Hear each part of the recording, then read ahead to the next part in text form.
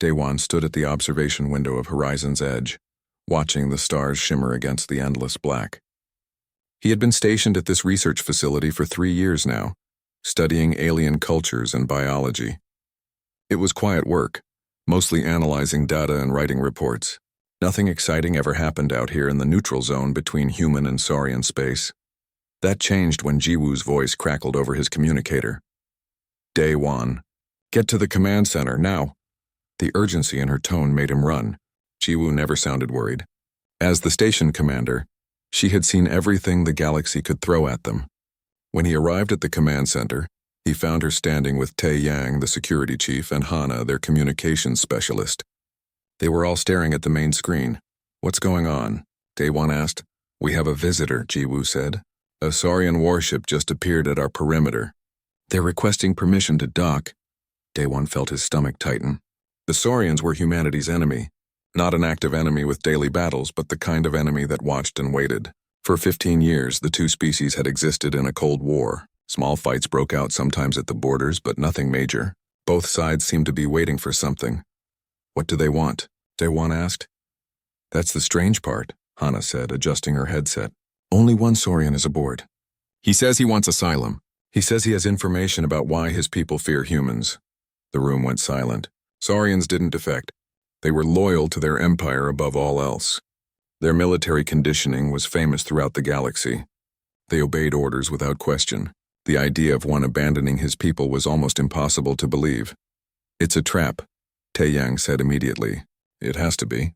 Maybe, Jiwoo agreed. But if it's not, we need to know what he has to say. Daewon, you're our xenobiologist. You've studied the saurians more than anyone here. I want you to meet with him. Me? Daewon's voice cracked slightly. Yes. But Tae Yang and his team will be watching every second. If anything goes wrong, they'll pull you out. Daewon nodded, trying to steady his breathing. He had studied the saurians for years, but only through screens and reports. He had never met one in person. They were tall, covered in tough scales that ranged from deep green to brown. Their eyes were intelligent and cold. They moved with the grace of predators. Everything about them spoke of efficiency and control. An hour later, Daewon sat in a secure interview room. The walls were bare metal. A single table separated 2 chairs. Guards stood outside, weapons ready.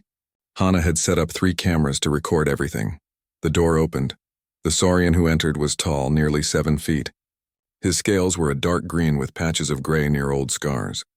But what struck Daewon most were his eyes. They were amber-colored, and they held something Daewon didn't expect to see in a saurian. Fear. Thank you for seeing me, the saurian said. His voice was rough with a slight hiss on the S sounds. My name is Sirex. I was an intelligence officer for the Saurian Empire. I'm Daewon Kim. I'm a xenobiologist here. He gestured to the chair. Please sit. Sirex sat carefully as if his body ached. Daewon noticed the way the alien's clawed hands trembled slightly.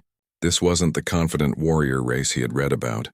This was someone who had run a long way and was exhausted. Why are you here? Daewon asked. Because I can no longer serve an empire built on lies, Sirex said. And because your people deserve to know the truth about why we fear you. We know you fear us. The Cold War makes that obvious. No. Sirex leaned forward. You don't understand. It's not fear of your weapons. It's not fear of your numbers. It's something much deeper. Something that keeps our military commanders awake at night. Something that has shaped every decision we've made regarding humanity for 200 years. Daewon blinked. 200 years? But we only made first contact with your people in 2150.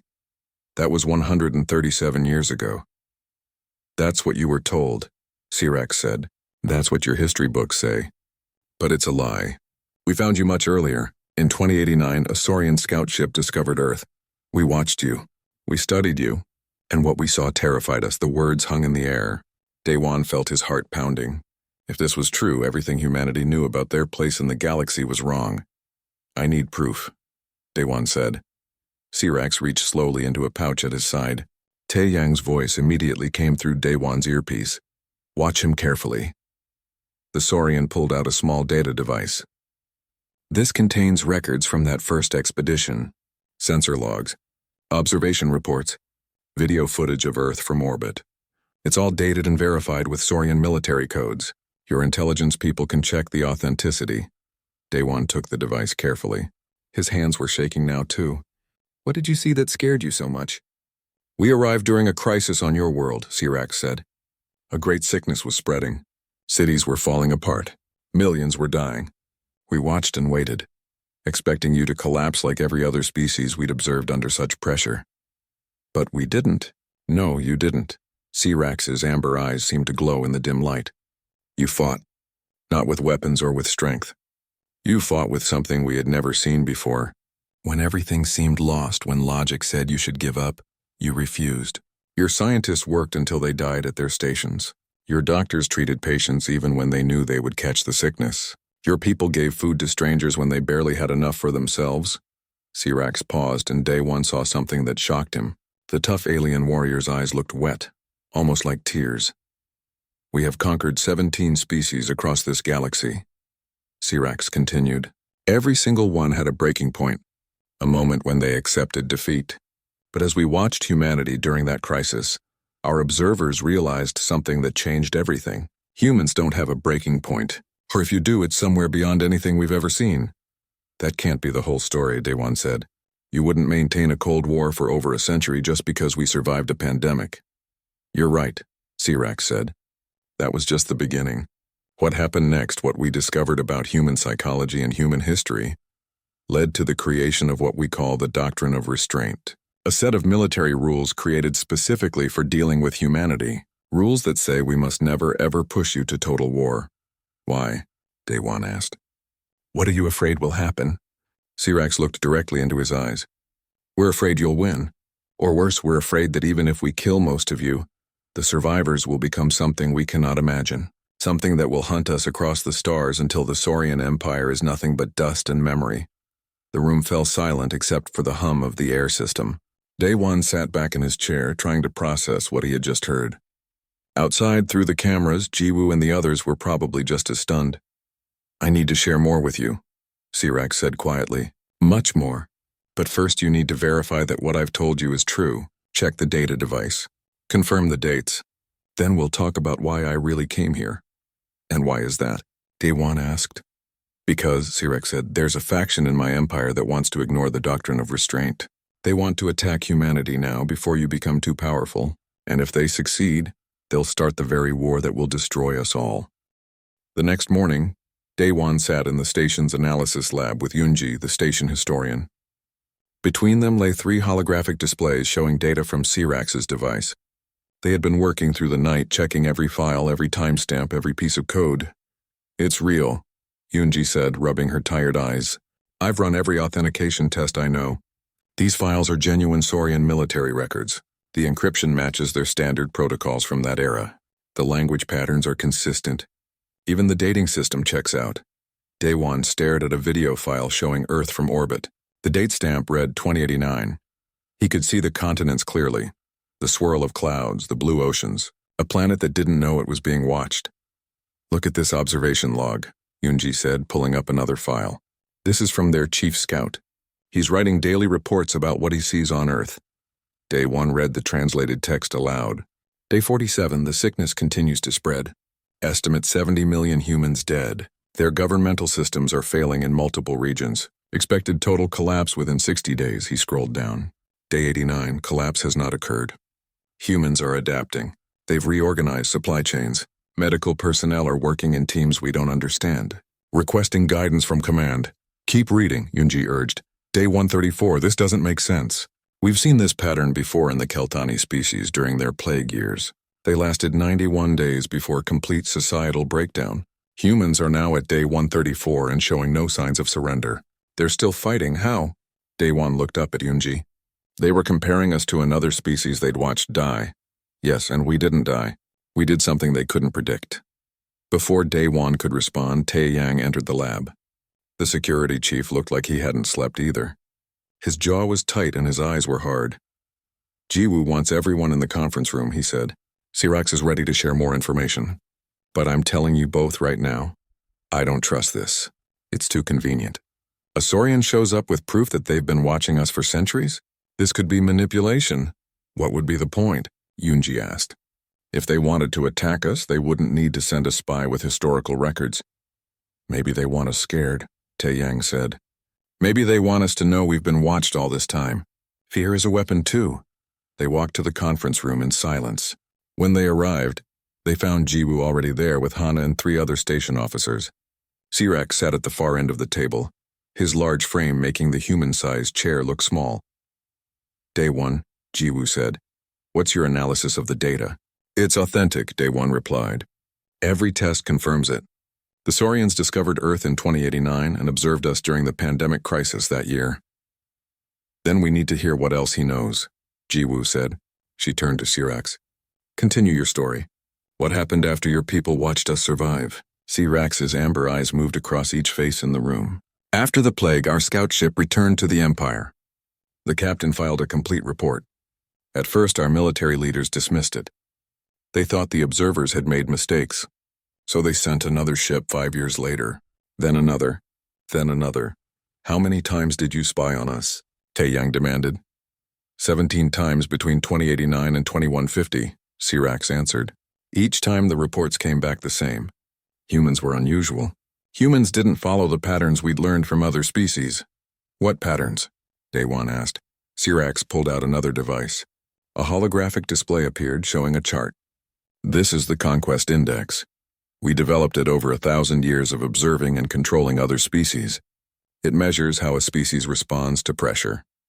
The chart showed 17 different colored lines, each representing a different species. All of them followed similar curves. They started high, then dropped sharply at certain points. These lines represent will to resist, Sirac explained. When we conquered the Veltani, for example, they fought for 3 years. Then we destroyed their capital city. Their will broke immediately. They surrendered within a week. He pointed to another line. The Korath fought us for 7 years. But when we captured their religious leaders and executed them publicly, their resistance collapsed within a month. You're saying every species has a breaking point, Yunji said quietly. Yes, every species we've ever encountered. Physical defeat is one thing, but psychological defeat is what truly ends wars. When a species loses hope, when they can no longer imagine victory, they stop fighting. Sirac changed the display. Now there was a new line, colored red. It started like the others, but then did something different.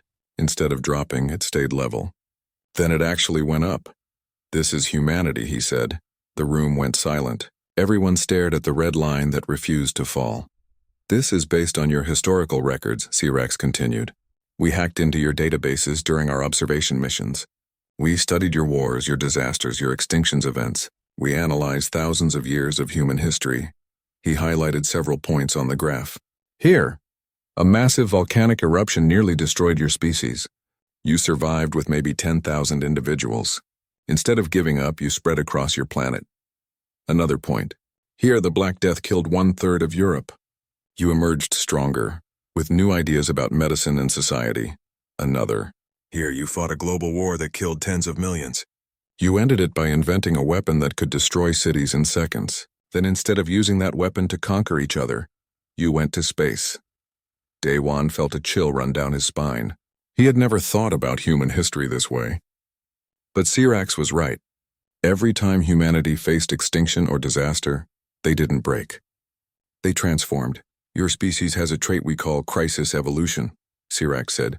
Most species try to return to stability after a disaster. You do the opposite. You use disasters as opportunities to change, to innovate, to become something new. That still doesn't explain why you fear us, Tae-Yang said. So we're resilient, so what? Sirac's eyes fixed on him. Imagine you're fighting an enemy. Every time you hurt them, they become stronger. Every time you destroy their weapons, they invent better ones. Every time you think you've won, you discover they've adapted and now they're more dangerous than before. He paused. Now imagine you're fighting that enemy when they haven't even reached their full potential yet. When they're still young as a spacefaring species, when they're still learning what they can do. The implications settled over the room like a heavy weight. Hana spoke up for the first time. You're saying that if you attacked us now, we'd become something worse? Not just worse, Sirac said. Unknown. Unpredictable. Every model we've run, every simulation we've created shows the same result. If we push humanity to extinction, one of two things happens. Either you die completely, which would require killing every single human across all your colonies, Or some of you survive, and those survivors become something we cannot defend against. That's crazy, Taiyang said. You're telling me your entire empire is afraid of a theory? It's not a theory, Sirax replied. It's based on observation and data. Your own history proves it. But more than that, our military theorists have studied the psychology behind it. He brought up another display, this one showing text in Saurian script. The device translated it to English. This is the doctrine of restraint, Sirax said, created 50 years ago by our greatest strategic minds. It outlines exactly how the Saurian Empire must interact with humanity. Daewon leaned forward to read. The document was long and detailed, but certain phrases jumped out. Never present humans with existential threat. Maintain low-level conflict to monitor capabilities. Avoid actions that would unify human governments. Never attack civilian population centers. Retreat. If humans show signs of crisis innovation, you've been managing our war, Yunji said in disbelief. All these years, the skirmishes, the border conflicts. You've been keeping it small on purpose. Yes, Sirax said. Every engagement is carefully calculated. We test your capabilities, we learn about your weapons and tactics, but we never push hard enough to trigger your survival instincts. Why are you telling us this? Jiwoo asked. This is incredibly valuable intelligence. Why would you betray your own people? Sirax was quiet for a long moment. When he spoke, his voice was heavy with emotion. Because the doctrine of restraint is failing. There's a faction in my government that believes waiting is making things worse. They think every year we wait, humanity becomes stronger and more dangerous. They want to attack now with everything we have and try to wipe you out before you reach your full potential. When? Taiyang demanded. When are they planning to attack? I don't know exactly, Sirax said. That's why I'm here. I need your help to stop them, because if they attack, if they truly push humanity to the edge of extinction, I believe they'll create exactly the monster they fear, and that monster will destroy us all. 3 days later, Daewon found himself in a secure communication room, staring at the face of Admiral Hyun-soo on the screen. The Admiral was part of Earth Command, the military leadership that governed humanity's defense forces. His gray hair and tired eyes spoke of decades of service. Behind Daewon stood Jiwoo, Yunji, and 2 new arrivals from Earth. Bora was a xenopsychology expert, flown in specifically to evaluate Sirax's claims. Young Mi was a political attaché, sent to assess the diplomatic implications of everything they'd learned. Let me understand this correctly, Admiral Hyun-soo said slowly. The Saurian Empire has been studying humanity for 2 centuries. They've developed an entire military doctrine based on the theory that we're too dangerous to fight. And now, faction wants to ignore that doctrine and attack us anyway. That's correct, sir, Jiwoo said. And we believe this defector because? Because everything he's told us has been verified, Daewon said. The historical records are real. The observation logs are authentic. And Bora has been interviewing Sirax for 2 days straight. She can explain better than I can. Bora stepped forward. She was a small woman with sharp eyes and a calm demeanor. Admiral, I've conducted extensive psychological analysis of the subject. Saurians are normally very controlled emotionally. Their military conditioning removes most fear responses. But Sirax shows clear signs of genuine terror. His stress hormone levels are elevated. His sleep patterns are disrupted. These aren't things you can fake, especially not for a Saurian. What's he afraid of? The Admiral asked. Us, Bora said simply, but not in the way you'd think. He's not afraid of our weapons or our ships. He's afraid of what we represent. He's afraid of human unpredictability. She pulled up a chart on the shared screen. I've been analyzing the doctrine of restraint in detail. It's actually brilliant from a strategic standpoint. The Saurians identified something about human psychology that even we don't fully understand about ourselves. Which is? Admiral Hyun-soo leaned closer to his camera. We don't process hopelessness the same way other species do, Bora explained. Most intelligent species are logical.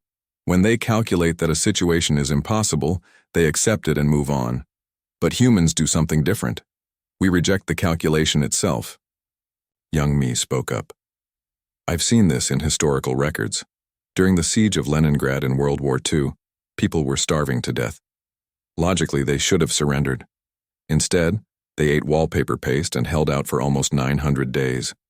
Or the Apollo 13 mission, Yunji added. When the spacecraft was damaged, the crew should have died. Every calculation said it was impossible to get them home. But the engineers on Earth refused to accept that, and they figured it out anyway.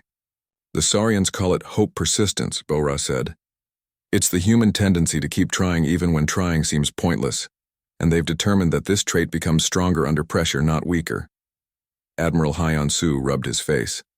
So they're saying that if they attack us hard enough to threaten extinction, we won't surrender. We'll fight harder. Exactly, Bora confirmed. And more than that, we'll innovate.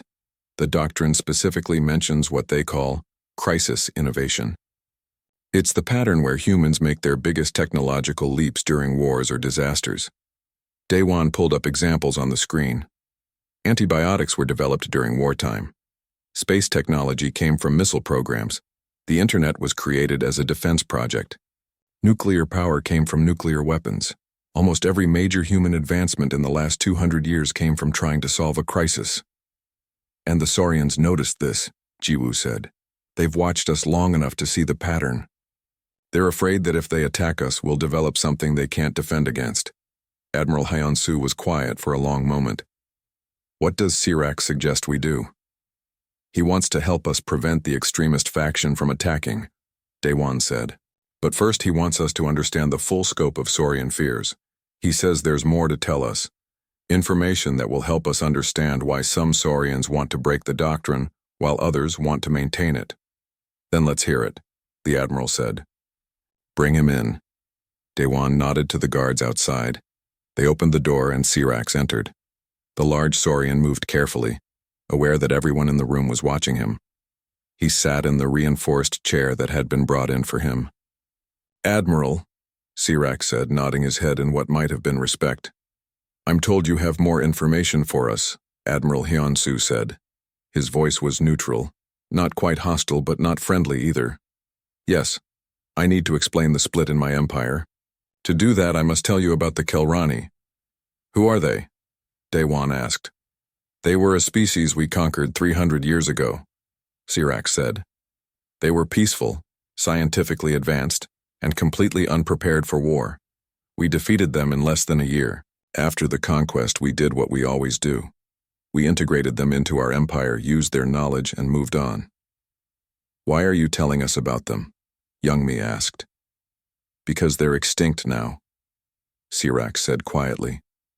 We destroyed them without meaning to. Within a century of conquest, their population began to decline. Within 2 centuries, they were gone. Not because we killed them, but because something in them broke. They lost their culture, their purpose, their will to exist. The room was silent. Sirac continued. It has happened with 3 other species we've conquered. We call it cultural death. The species survives biologically, but something essential dies. After a few generations, they simply fade away. What does this have to do with humanity? Bora asked. Everything, Sirac said. Because some of our leaders looked at the Kelrani and other extinct species and said, this is what happens when you conquer the weak. But when they look at humanity, they see something that cannot be conquered, and that terrifies them in a different way. He pulled up a holographic display. It showed 2 different military strategy documents, both in Saurian script. These are the 2 positions in my government, Sirac explained. The first group, the ones who support the doctrine of restraint, believe that humanity should never be conquered. They think we should maintain the Cold War indefinitely, or perhaps even seek peace eventually. And the second group? Admiral Hyun-soo asked. They believe humanity must be completely destroyed, not conquered. They've studied the Kelrani and determined that humans would never suffer cultural death. You would resist forever, so if we can't make you part of our empire, we must eliminate you entirely. Daewon felt sick. They want genocide. Yes, Sirac said, but they frame it as survival. They argue that every year we wait, humanity spreads to more worlds. You build more ships. You develop better weapons.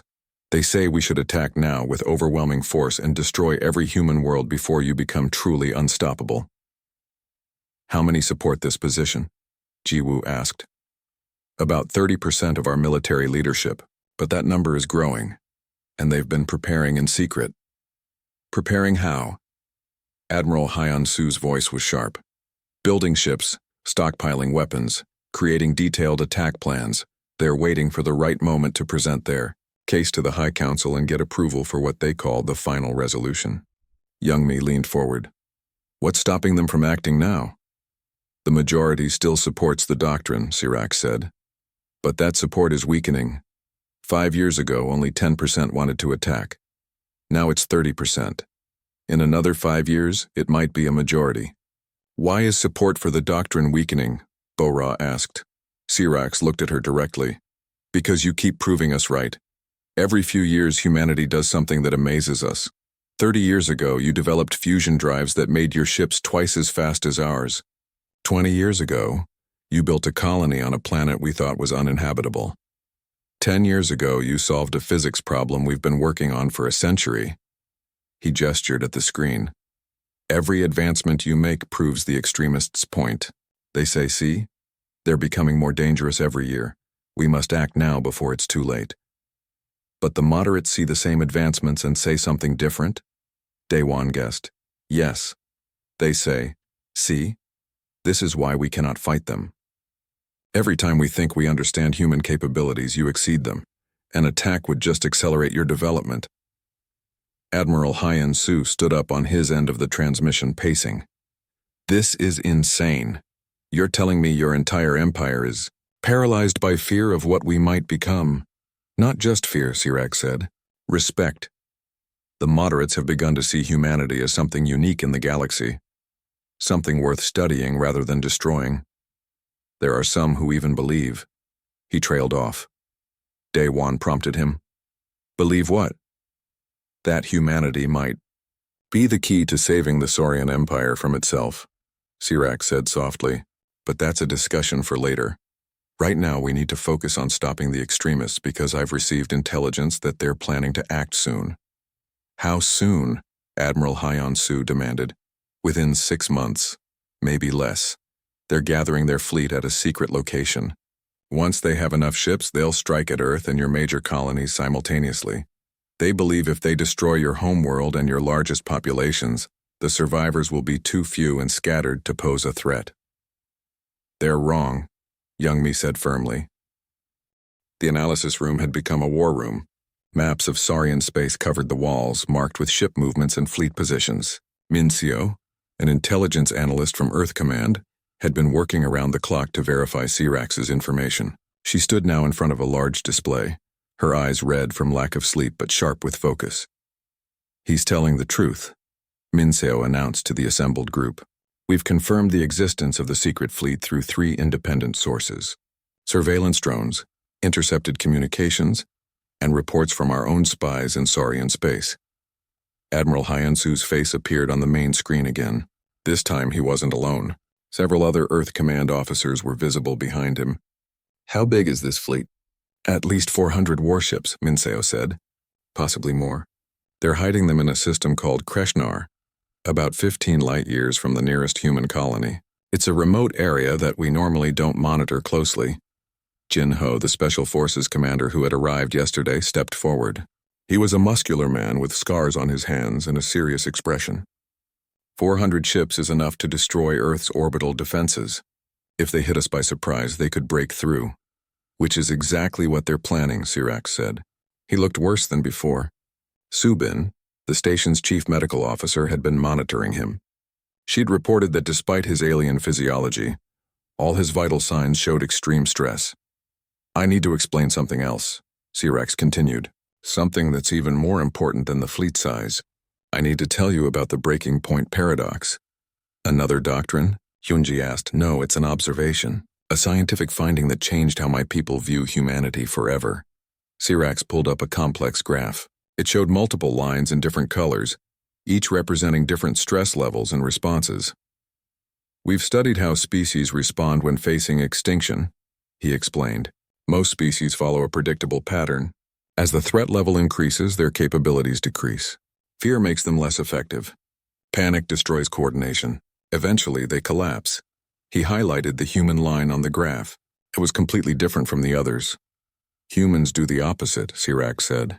As the threat level increases, so do your capabilities. You become more focused, more creative, more willing to take risks. We call this the breaking point paradox because you seem to get stronger at the exact moment when other species break down. Bora studied the graph carefully. You're saying we perform better under extreme pressure? Not just better, differently. You start thinking in ways that we cannot predict. Sirac pulled up historical examples. Look at your World War II. When Britain was being bombed every night, did they surrender? No, they invented radar. They broke enemy codes. They developed new tactics. Another example appeared. When Apollo 13 was crippled in space, the crew could have panicked. Instead, they worked with ground control to invent solutions using only the materials they had on the spacecraft. Solutions that nobody had ever thought of before because nobody had needed to. Crisis innovation, Day One said, remembering their earlier discussion.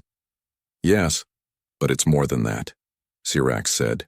We've analyzed thousands of human historical events. Wars, natural disasters, accidents, diseases. In every case, when humans face possible extinction or complete failure, something changes in how you think. Subin spoke up. She had been quiet until now, focused on her medical data. I think I understand what he's saying. It's related to human brain chemistry. When we face extreme stress, our bodies flood our brains with chemicals that enhance certain types of thinking. Pattern recognition becomes sharper. We see connections we normally miss. Exactly, Sirac said. And this is what terrifies the extremists in my government. Because they know that if they attack humanity, if they truly threaten your extinction, they won't be fighting the same species they're fighting now. What do you mean? Admiral Hyon-Su asked. You'll transform, Sirac said simply. Just like you've transformed every other time you've faced extinction. And we have no way to predict what you'll become. Jinho crossed his arms. So their solution is to kill us all before we can transform? Yes, they believe that a massive sudden attack is the only way. Destroy Earth and your major colonies in the first strike. Kill enough humans that the survivors are too scattered and few to pose a threat. It's genocide, but they see it as necessary for Saurian survival. The room fell silent. The weight of what they were discussing was almost too heavy to bear. Finally, young Mi spoke. There's something I don't understand, she said. You keep saying they and the extremists. But you were part of the Saurian military. You were trained in this thinking. Why are you different? Sirac was quiet for a long moment. When he spoke, his voice was softer than before. I'm different because I look deeper into the data, he said. The extremists see humans as a threat to be eliminated. The moderates see humans as a threat to be managed. But I see something else. What? Daewon asked. I see what the Saurian Empire has lost, Sirac said. Let me show you something. He pulled up a biological chart showing Saurian DNA. This is my people's genetic code. Notice anything unusual about it? Subin leaned closer, studying the display. Her eyes widened. It's been modified extensively. This isn't natural evolution. No, Sirac confirmed. 5,000 years ago, our ancestors began changing themselves. They wanted to create the perfect warrior species, strong, disciplined, fearless. They succeeded. They removed the genes that caused doubt and uncertainty. They enhanced the genes that promoted obedience and control. Genetic engineering on a species-wide level, Bora breathed. That's incredible, but also dangerous, Sirac finished, because they removed more than just fear. They removed something essential. The ability to adapt through crisis. The ability to transform under pressure. The exact things that make humanity so formidable. He pulled up another chart, this one showing Saurian technological development over time. The line went up steadily for thousands of years, then began to flatten out. We haven't made a major scientific breakthrough in 300 years, Sirac said. We conquered other species and took their technology. But we stopped creating our own. We've become stagnant. And you think this is related to the genetic modifications? Subin asked. I know it is, Sirac said. I've seen the classified research. Our scientists have been studying this for decades. By removing our ability to handle uncertainty and chaos, we also removed our ability to innovate. We can improve existing technology, but we can't imagine truly new things anymore. Daewon felt understanding dawn on him. So when you look at humanity, you don't just see a threat. You see something your people lost? Yes, Sirac said. Humans still have the traits that make a species truly adaptable. Fear, Hope, uncertainty, imagination. These aren't weaknesses. They're the source of your strength. But your extremists don't see it that way, Jiwoo said. No, they see only the threat. They look at humanity and see a species that will eventually surpass us in every way. So they want to destroy you before that happens. Jinho's communicator beeped. He looked at it and his face went pale. Admiral, we have a problem. Our surveillance network just detected movement from Kreshinar. Multiple ships are leaving the hidden fleet. Everyone turned to the screens. Mincio pulled up real-time data. Confirmed. I'm seeing at least 50 ships breaking formation and heading toward human space. Is this the attack? Admiral Hyunsu demanded. No, Sirac said, studying the data. 50 ships isn't enough for their main strike. This is something else. A probe? Jinho suggested. Testing our defenses? Worse, Sirac said grimly. I think they're coming for me. They know I defected. They know I'm sharing information. They're going to try to destroy this station and kill everyone who knows the truth. The alarms on Horizon's Edge began to wail. Hana's voice came over the intercom. Commander Jiwoo, we have multiple Saurian signatures approaching. They'll be here in 4 hours. Admiral Hyunsu's face was grave. We're sending reinforcements, but they're 8 hours away. You need to evacuate. No, Daewon said suddenly. Everyone looked at him. If we run, the extremists win. They destroy the evidence. They silence Sirax. And then they'll attack Earth when they're ready, and we won't have any warning. He's right, Jiwoo said. We need to hold this position. We need to make sure this information gets to every human colony and every ally we have. With 50 Saurian warships coming at us, Taeyang said. Commander, we have 3 defense platforms and maybe 20 fighters. We can't win this fight. No, Jinho said slowly, a strange smile on his face. But maybe we don't need to win. Maybe we just need to show them what happens when you corner humans. Sirax looked at Jinho with what might have been recognition. You're going to prove their fears correct. Exactly, Jinho said. They want to see what humans do when facing impossible odds? Let's show them. The next 3 hours passed in a blur of activity. Horizon's Edge, normally a quiet research station, had transformed into a fortress. Every crew member had a job. Jae-hee, a theoretical physicist who usually spent her days working on abstract equations, was now helping to recalibrate the defense platforms. Sung-ho, the captain of the small defense fleet stationed near the station, was coordinating with his pilots. Daewon found himself in the command center with Jiwoo, Sirax, and Woo Jin, an ambassador who had arrived just an hour ago on one of the last ships to make it to the station before the Saurian fleet got too close. This is insane, Woo Jin said, watching the tactical display. We should be evacuating, not preparing to fight. We can't evacuate everyone in time, Jiwoo said calmly. We have over 300 people on this station. Our ships can maybe take 100 before the Saurians arrive. We stay and fight. With what? Woo Jin gestured at the pitiful defenses shown on the screen. 3 platforms and 20 fighters against 50 warships? With our brains, Jinho said. He had been working with his Special Forces team on something. We've been analyzing the Saurian approach pattern. They're being careful, slow, they're not rushing in. Why would they rush? Woo Jin asked. They know we can't win. Exactly, Sirax said. They're following standard Saurian doctrine. Overwhelming force applied methodically, no risks. No surprises. Which means they're predictable, Jinho said with a grim smile. And predictable enemies can be defeated. Daewon looked at the tactical display more carefully. The Saurian fleet was indeed approaching slowly, in perfect formation. They're not treating this like a real battle. They're treating it like an execution. Because to them, that's what it is, Sirax said. They see no possibility of failure. And that's their weakness. Jae-hee's voice came through the intercom. Commander, I have an idea. It's crazy, but it might work. I'm listening, Jiwoo said. The fusion reactor that powers the station. If we overload it in a controlled way, we can create a massive electromagnetic pulse. It won't destroy the Saurian ships, but it will knock out their sensors and communications for maybe 30 minutes. 30 minutes to do what? Woo Jin asked. 30 minutes for our fighters to get close, Sung-ho said, understanding dawning in his eyes. Without sensors, they'll be flying blind.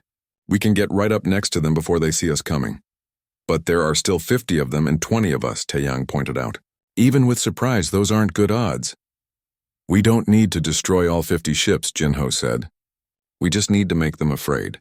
We need to show them what Sirax has been telling them, that humans don't break under pressure. Daewon understood what Jinho was suggesting. This isn't about winning the battle. It's about proving a point. More than that, Sirac said quietly. It's about sending a message to both the extremists and the moderates in my government. If you can hold out against 50 ships even for a little while, it proves the doctrine of restraint is right. Admiral Hyunsu's face appeared on screen. I've been listening to this plan. It's risky as hell, but I'm authorizing it.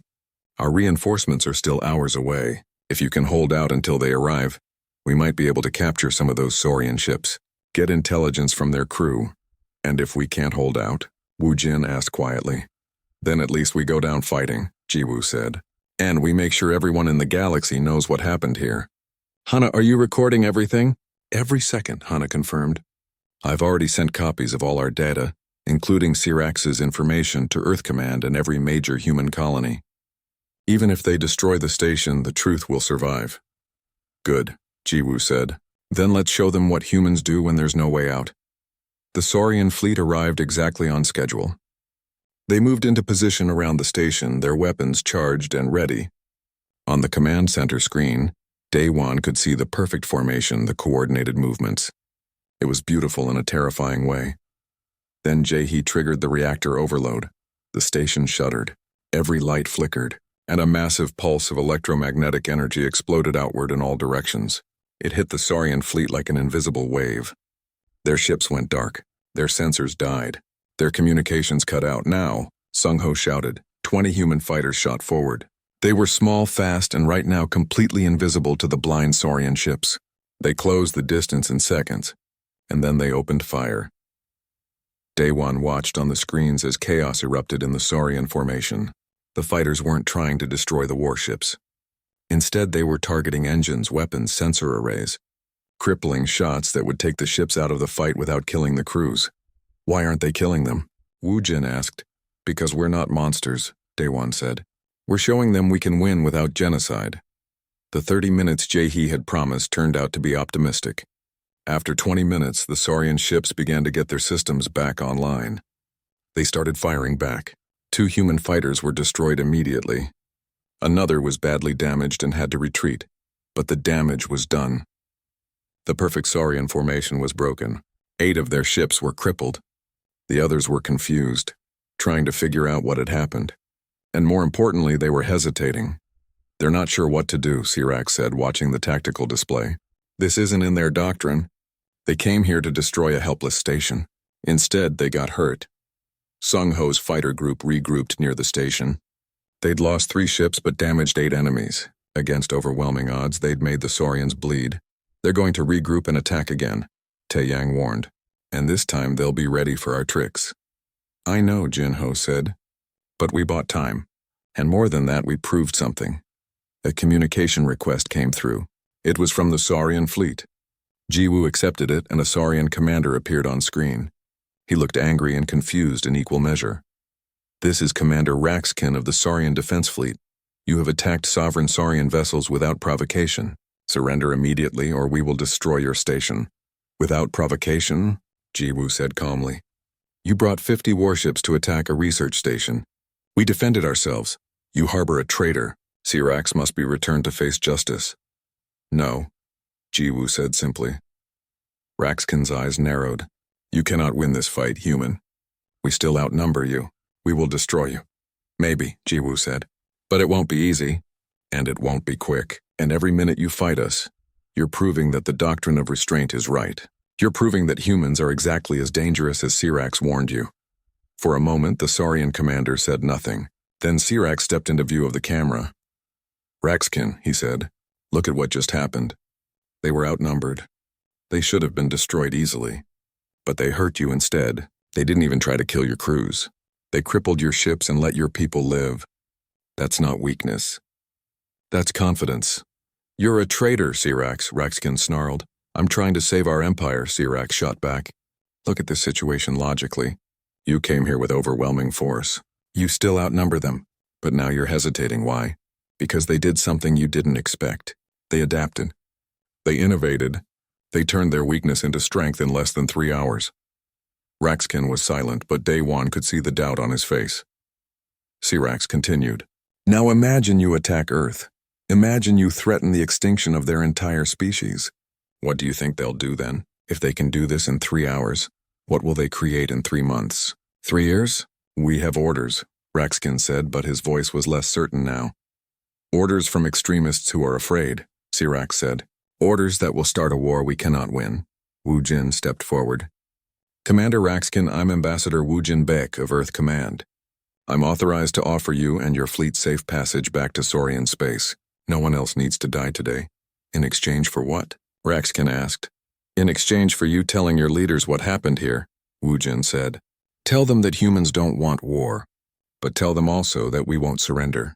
We can't, it's not in our nature. The communication went silent for a long moment. Daewon held his breath. Everything came down to this moment. Would the Saurian commander choose to continue the attack or would he back down? Finally, Raxkin spoke. Stand down your defenses. We will not attack further. But this matter is not resolved. It never is, Jiwoo said. But at least we're all still alive to discuss it. The Saurian fleet began to withdraw. Slowly at first, then faster. Within an hour, they were gone. The command center erupted in cheers. People were hugging, crying, celebrating. But Daewon found Sirac standing alone, looking at the stars through the observation window.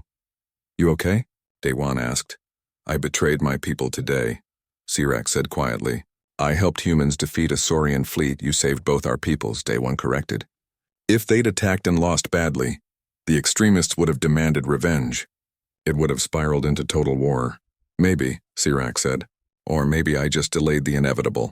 Nothing is inevitable, Daewon said. You taught me that. You showed me that your people are afraid of human adaptability. But adaptability means we can change. We can choose peace instead of war, can you though? Sirac asked. Can you choose not to become the monsters we fear?